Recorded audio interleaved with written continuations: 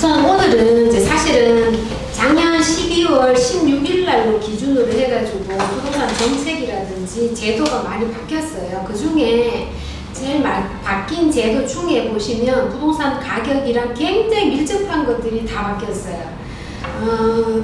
구체적으로 보면 저희가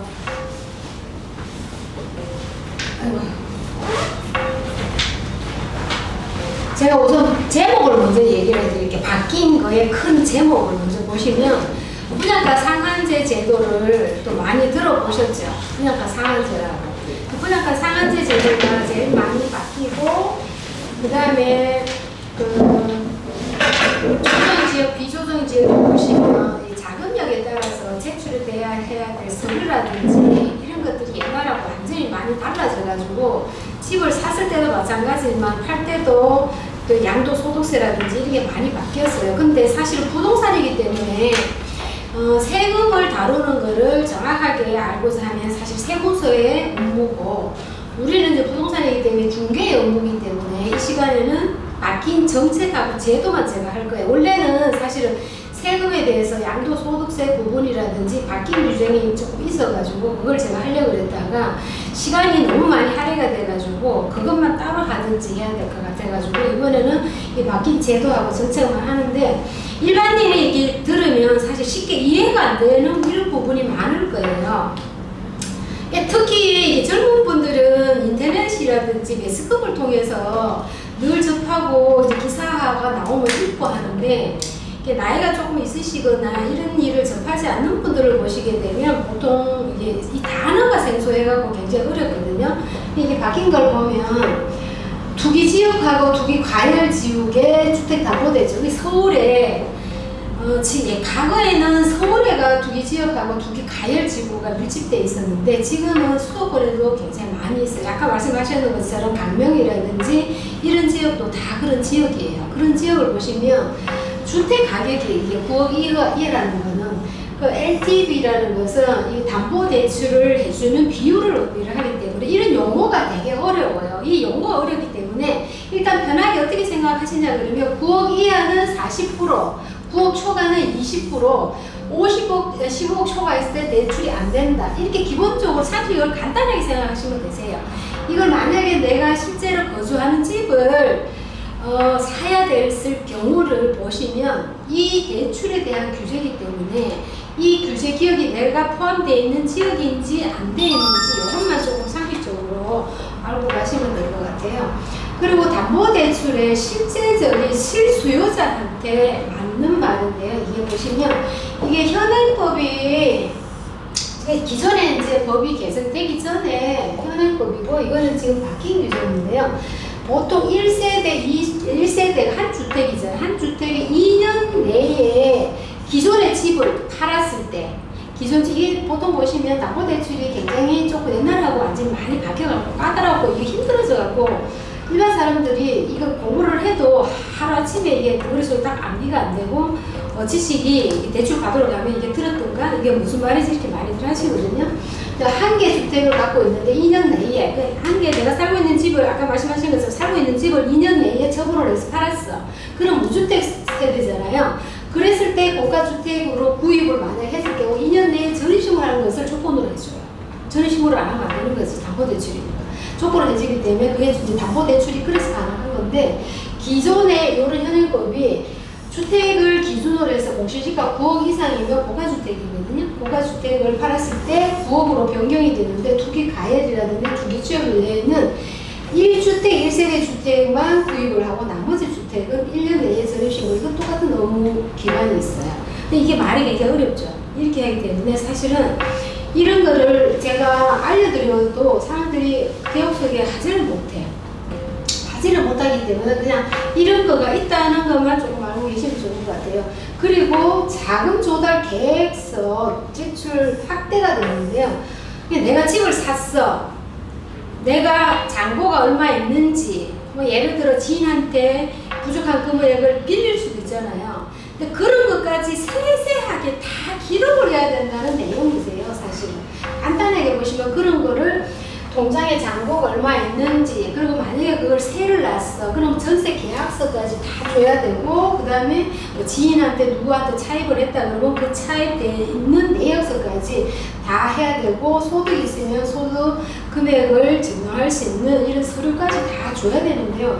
이런 게 이미 이제 시행을 하고 있어요. 시행을 하고 있다 보니까 보통 매스컴에서 뉴스에서 나온 거 보면 집값을 잡는 정책에서 나오다 보니까 이게 아파트 가격이 안정세가 눈에 보인다. 보통 이렇게들 말씀하시는데 그거는 진짜 세월의 피해 일부예요. 일부인데 가격을 보시게 되면 우리 오르는 걸 보시면 여러 가지 원인이 있었는데요. 여러 가지 원인 중에서도 보면 제일 가격이 아파트 가격이 제일 많이 오르는데 역할을 한 것이 사실 분양가 상한제하고 전매 제한 제도 이런 제도예요. 이런 제도였는데 서울시에서 아파트 가격이 뭐 싼데 비싼데 보통적으로 이렇게 구별은 돼 있지만은 이제는 비싼 지역만 있는 게 아니라 거의 싼 데가 없다고 보시면 돼요. 거의 보편적으로 다 고가 아파트 이상으로 다 비싼 지역이다 이렇게 보면 되는데 특히 이제 우리 서울시에서 보시면 이 중공업 지역에 관한 거를 제가 조금 말씀해드리고 싶은 이유가 있어요. 옛날에는 중공업 지역에는 집을 지을 수가 없이 허가가 안 나왔는데 바뀌었어요. 중공업 지역에도 주거를 지을 수 있도록, 근데 아파트나 주택을 지을 수 있도록 허가를 해줬기 때문에 이 지역이 서울시에서 보시면 제가 구별을 해놨는데요. 성동구, 도봉구, 양천, 금천, 구로, 강서, 영등포 요 빨간 글씨를 보시면 양천, 금천, 구로, 강서, 영등포가 중공업 지역이 제일 많은 지역이에요. 특히 이제 영등포가 제일 많고 아까 말씀하신 것처럼 구로구가 가산 디지털이라든지 구로 디지털이 있어서 그 산업단지 지식산업센터에 있는 지역이 이런 중공업 지역이 굉장히 많다 이렇게 보시면 되고요. 특히 이제 투자를 하실 때는 이 영향이 중공업 지역은 일반 주거 지역 1종, 2종, 3종보다 훨씬 비싸기 때문에 땅값의 공시율이 비싸요. 그렇기 때문에 가치가 일반 주거 지역보다는 비싸다 이렇게 보시면 되고, 그리고 산업단지가 같이 있기 때문에 일자리가 항상 많아.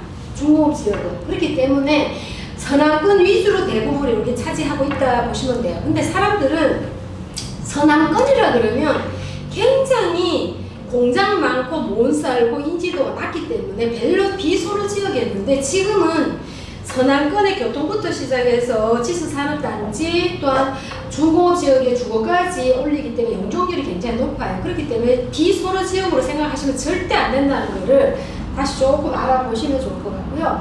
그리고 정비 사업 활성화 제도는 개발 사업인 거죠. 개발 사업에 중공업 지역 내에 저층 주거 밀집 지역을 추천하고 있는데 이 지역이 샘플로 제가 말씀드리면 5월 22일 날 인터넷을 뒤져보시면 딱 나오세요. 유수가 선유도역을 중심으로 해서 중공업 지역에 지구 다리 계획구역으로 지정이 됐어요. 지정이 되는 데는 한강변을 위치를 하고 있는 전략적인 개발이 이루어지는 지역이 중공업 지역으로 이미 이런 거를 주거단지로 밀집지역으로 해도 된다 이 말이에요. 쉽게 말하면. 근데 평형 같은 거, 용적률 같은 거는 사실은 이렇게 일반인한테는 말을 해도 이게 뭔 말인지 잘 모르니까 참고를 하시면 좋을 것 같아요. 그리고 옷에 또 보시면 왜 재건축 사업이 굉장히 느리게 가기 때문에 그 재건축 사업이 그거 하는 거 있죠. 리모델링 개발 사업으로 굉장히 많이 진행을 많이 하고 사는 이런 아파트 단지가 많이 있으세요. 그것도 한번 만약에 노후된 아파트를 갖고 있으면 재건축 사업을 하게 되면 뭐 공사 일정이라든지 연도수가 많이 지연이 돼야 되지만은 이 리모델링 사업은 굉장히 완화가 돼 있어. 점점 더 조금 더 손쉽게 리모델링 사업을 할 수 있게끔 정부에서 권장하는 편이세요, 사실은. 근데 거기에 용적률이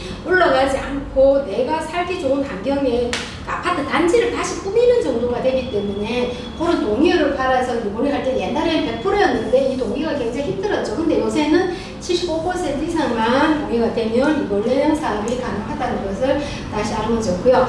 그리고 제가 처음에 시작하기 전에 아파트 가격을 오르는 주범이 분양가 상한제가 나오고부터 아파트 가격이 진짜로 직선으로 폭등을 했어요. 어느 지역이나. 왜냐면 그게 처음에는 수도권을 위해 수도권 중심으로 해서 아파트 상한제가 나오기 시작하더니 지금은 이제 그 지방 쪽으로도 굉장히 많이 확산이 돼 가고 있고, 특히 이제 얼마 전에는 완전 전매 제한이 올 8월까지는 모든 전매 제한이 완전히 다 돼 있기 때문에 또 하나의 가격을 폭등을 일으키는 원인 제공을 하는 것이 그 두 가지 요인이 제일 커요. 그렇기 때문에 분양가 상한제를 보시면 원래 7월 28일이잖아요. 그 28일부터 완전 시행을 하기 때문에 이전에까지 입주자 모집이라든지 분양가 상한제 대상이 되는 것은 진짜 금값이고 로또 아파트예요. 로또 아파트. 그래서 분양가 상한제 되기 전에는 로또라는 말은 사실 부동산에서는 잘 안 썼는데 이 표현이 나오는 이유가 전매 제한하고 분양가 상한제가 나옴으로써 롯데아파트 당첨이란 말이 나오고 가격이 완전 직선으로 오르는 이러한 영향이 부동산 대책 제도가 부동산 가격을 안정화를 시킨 게 아니라 이런 제도가 나옴으로써 부동산 가격이 완전히 잡지 못한 실패의 정책이 나왔다는 거죠. 근데 또 하나 중요한 게 손님들도 제일 중요한 게 하나 알아야 될 게 또 있어요.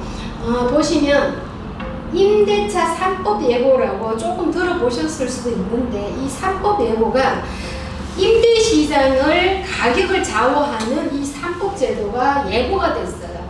아파트 가격이 폭등을 한 이유 중에 분양가 상한제가 역할이 80%였다면 임대차 보호법에 전월세 신고제가 도입이 되고 있거든요. 이 도입이 되어버리면 임대 가격이 폭등이 예상이 돼요. 근데 상식적으로 사람들은 연관을 이렇게 하시면 돼요. 임대차 보호법에 의해서 지금 현행법으로 보면 2년으로 하지만은 이게 시행이 되고 하게 되면 4년이 되세요. 4년이. 그렇기 때문에 투자를 하고 있는 분이나 내가 집을 뭐 임대를 놓고 있는 분들 같은 경우에는 만기가 도래가 되게 되면 4년 동안 그 가격 그대로 받아야 되기 때문에 그 시점, 출발한 시점에 가격이 변동을 줄 수밖에 없는 거예요.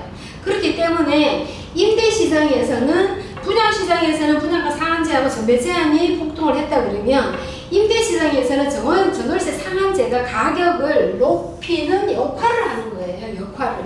그렇기 때문에 임대 가격이 올라가게 되면 상식적으로 분양가라든지 우리가 매매 가격 이런 가격들이 저절로 올라가는 동방상승의 역할을 하기 때문에 굉장히 큰 역할을 하는데 지금 또 하나의 실패 정책이 나올 예정이라고 진정을 하시면 되세요. 그렇기 때문에 요즘 보시면 청약의 열기라든지 그 다음에 하물며 지금 완전 저금리 시대이기 때문에 오피스텔 같은 거는 옛날에 시공세 비싸서 많은 분들이 선호를 안 했어요. 근데 지금은 금리가 계속 저금리고 마이너스고 경제 성장률이 마이너스이기 때문에 수익형 오피스텔도 인기가 굉장히 많으세요. 그만큼 자금력은 있고 은행에 넣어놔봐야 지금 마이너스 금리이기 때문에 부동산에 대한 열망이 그만큼 높아지고 갈 수밖에 없어요. 그리고 이게 상한제가 적용이 되면 또 어떤 현상이 일어나냐 그러면 전세를 갖다가 월세로 돌리는 성향이 지금 굉장히 많거든요. 그거는 저금리의 금융하고도 굉장히 밀접한데 전월세 상한제를 보시게 되면 세입자들이 돈은 올려줘야 되는데 돈은 안 되고 전세금 대출을 추가적으로 못 받는 분들은 그만큼에 대한 올려받는 만큼의 월세를 주고자 하는 거예요. 주인 입장에서도 그게 좋고 또 사는 세입자도 그만큼 옮기려니 그만 주택도 없고 가격이 또 더 줘야 된다 그러면 차라리 이자를 계산해서 월세 개념으로 돌아가는 반전세 개념이 굉장히 많이 나온다는 거예요. 추측이 아니라 이거는 공식이세요. 공식이세요. 그리고 지금 요 전월세 상한제에 대해서 저희가 기사를 하나 보여드릴게요. 우리나라가 지금 부동산 정책에서 종부세 또한 부동산 정책 이런 게 굉장히 강하게 나오잖아요. 더 심하게 규제를 한다 이런 말이 나올 때마다 변동하는 이게 부동산 가격을 이렇게 관심을 가지고 체크를 한번 해보세요. 이거는 100% 지금까지 정책이 다 실패를 하는 원인이 시장 돌아가는 원리를 파악을 못하는 사람들이 정책에서 나온 제도가 이런 거예요. 더 큰 규제가 나온다 이렇게 말이 나오지만은 이 규제가 나온다 했는데 실질적으로 보면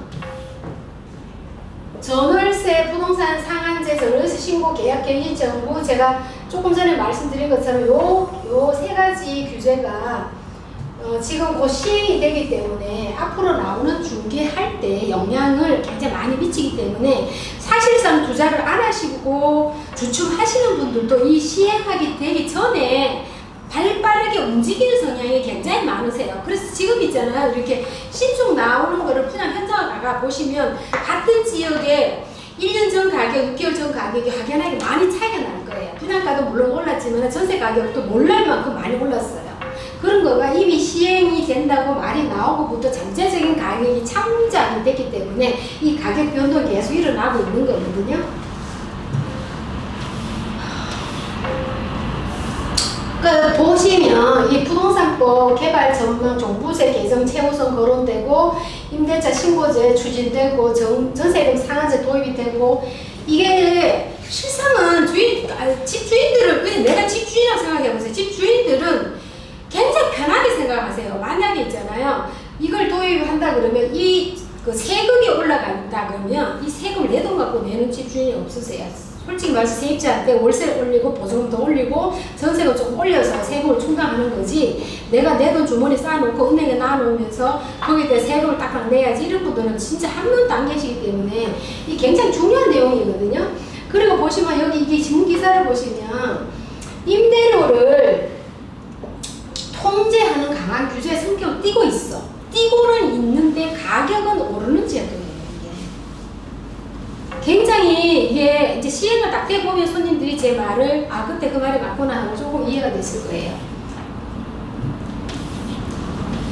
이 12, 16 대책 작년이죠. 12, 16 대책 나오기 전에 보시게 되면 이 굉장히 이 심각성이 그때부터 이미 온 게 아니라 그 전부터 왔었어요. 사실 그 전부터 왔기 때문에 이 내용을 이렇게 쭉 신문기사에 나온 거 보면 집값 오르고 세금 오르고 공시지가 오르고 안 오른 게 없어. 사실 세금도 많이 올라, 집값도 올라, 또 보유세, 양도소득세 이런 것들이 다 오른 제도인데 근데 이렇게 돌이켜보세요. 10년 전, 5년 전만 이렇게 돌이켜보시면 부동산 가격이 그대로였는지 변동이 얼마나 있었는지 보시면 요새는 왜 그 10년 정도 되면 강산이 변한다 그러시잖아요. 근데 요새는 10년까지 가지를 않아요. 강산이 한번 변하는 게 진짜 몇 년밖에 안 되세요. 재개발 구역이 지정이 돼가고 시작하게 되면 뚝딱뚝딱 돌아서 가고 다른 동네 가서 돌아서 와보면 그 동네가 다른 동네가 돼 있고 진짜 빨리 변하는 건데 그런데 사람들은 불안해서 투자를 못하는 이유들이 많이 있었어요. 근데 지금은 정말 저 구역이 재개발 예정 지역에다가 해지됐어. 다시 이제 동의율을 안 돼가지고 해지됐다가 다시 추진위원회 구성하고 재개발 예정 지역을 가보시면 투자 금액이 옛날에 아파트 가격이세요. 3억 이상의 아파트 가격을 지금 현재 투자를 해놓고 난 다음에 7, 8년 이후에 개발이 되면 그 아파트 가격이 20억이 넘어갔거든. 지금 10억 다 넘어가잖아요. 근데 그 아파트 가격이 10년 전의 가격 보면 진짜 7, 8억 하는 게 지금 한 20억, 18억씩 이렇게 간다고. 이게 강산이 10년이 한 번이 아니라 5년밖에 안 되는 것 같아요. 내가 이렇게 보면. 그래서 지금은 예정구역에 아까 재개발 예정구역도 얘기하셨는데 예정구역에 서울시에서 있잖아요. 조금 괜찮은 지역 말하자면 뭐 괜찮은 지역은 다 아시잖아. 강남, 마포, 뭐 서초 이런 거는 뭐 강남 4구니까 충분히 좋은 지역이고 용산하고 마포하고 또 강서구도 하물며 강서구 하곡동도 사실은 옛날에 별로 좋은 동네라고 생각을 한 번도 한 적이 별로 없는 사람이 많았었는데 그 지역조차 프리미엄이고 아파트 재개발을 하게 되면 엄청 비싼 거 아실 거예요. 지하철 7호선 때문에. 그런 것들이 역할을 보시면 제일 중요한 거 포인트는 뭐냐 그러면 개발이 되는 지역 내에 개발 예정 구역 내에 개발이 가능성 있는 지역에 투자를 해라. 핵심은 그것에 제가 하고 싶은 말은 진짜 뭐 대낮게나 살라 그러면 내가 마음만 먹고 동네 가서 부동산만 뒤져도 얼마든지 투자를 작은 걸 살 수 있어요. 하지만은 앞을 내다보고 투자를 해야 되고 내가 사는 집도 마찬가지지만 투자는 더 그러거든요. 왜냐? 내가 그 집에다 묻어놔야 될 돈이잖아. 그렇기 때문에 그 개발에 대한 호재가 부동산과 얼마나 밀접하고 영향이 큰지를 사람들이 먼저 알아야 된다는 거지. 거기에 제일 먼저 주력을 할 수 있는 것이 개발 호재, 그 다음에 교통, 학교, 입지가 되게 중요한데 보통 사람들은 그거가 그냥 지하철역이 가까워, 사람들 많네, 그냥 단순하게 생각하시는데 이제는요 그 살기 좋은 거를 선택하는 게 아니라 이 지역에 뭐가 들어와서 어떤 사람들이 어떤 유형으로 직장을 많이 다니네, 학교가 있네, 지하철이 또 생기네, 있는 데서 생기는 거 더 좋은 거잖아요. 이런 거를 전반적으로 파악을 할 줄 알아야 되는 거거든요. 그 파악을 할 때는 정말 개인 생각을 앞세우지 말고 누군가한테 상담을 받고 이렇게 조언을 받을 수 있는 기관이라 그러면 항상 그 사람은 그 분야에서 그래도 일을 했기 때문에 하나의 역할을 해줄 수 있는, 이게 길을 열어줄 수 있는 역할을 해줄 수 있다는 거지. 그런 거를 감안해갖고 투자를 하면 절대 실패를 하지 않아요. 그리고 돌이켜서 보면 옛날에 못 사던 사람이 또 지금 현재 시점에 와가지고 후회하는 거를 그때도 못 샀는데 지금도 못 사세요. 그 사람 왜 그걸 그냥 그러면 그때 가격을 알았기 때문에 지금 못 사는 거야. 근데 그거를 너무 재도 안 되고 너무 고민을 해도 안 되고 지역 분석을 하고 나면 시세 분석을 하고 그 다음에 개발 고제, 학교, 입지, 직장, 업무 지역인지 뭐 산업 단지가 있는지 그리고 그 지하철 노선이 어느 지역을 가는지에 따라 영향이 크기 때문에 그런 걸 검토하면 쉽다는 거죠. 그렇게 투자를 너무 골치 아프게 생각하면 안 된다는 거야. 너무 골치 아프게 생각하면 이도 저도 안 되니까 할 필요가 없다는 거죠.